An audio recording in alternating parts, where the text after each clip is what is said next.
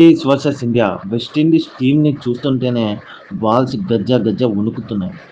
బుమ్రా, అర్షదీప్ గాని కొంచెం తేడా చేసినా వాళ్ళ బ్యాట్స్మెన్స్ 1 నుంచి మొదలు పెడితే 9 మంది బ్యాట్స్మెన్స్ మంచి అడవి దున్నల్లా ఉన్నారు.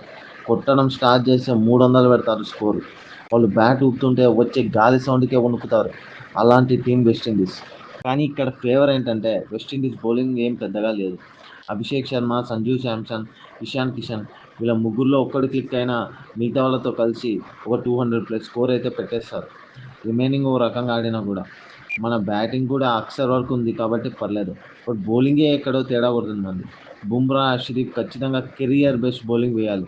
వరుణ్, హార్దిక్, అక్సర్ ఓవర్కి 8-10 ఇచ్చినా పర్లేదు, మనం విన్ అవుతాం. ఇంకో మేజర్ డిసడ్వాంటేజ్ ఏంటంటే మనకి మ్యాచ్ కోల్కతాలో జరుగుతుంది. కోల్కతా గ్రౌండ్ అనేది కొంచెం చాలా చిన్నది. వెస్టిండీస్ కొట్టే షాట్లకి ఎడ్జ్ తీసుకున్న సిక్స్లు కూడా పోతాయి. కాబట్టి బౌలింగ్ మాత్రం చాలా పర్ఫెక్ట్గా, చాలా పకడ్బందీగా అయితే మన వాళ్ళు అయితే వేసుకోవాలి.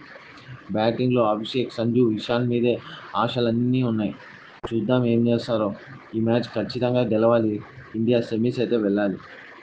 ఒకవేళ వర్షం పడే ఛాన్స్లు ఉన్నాయంటే వర్షం పడే ఛాన్స్లు అయితే లేవు.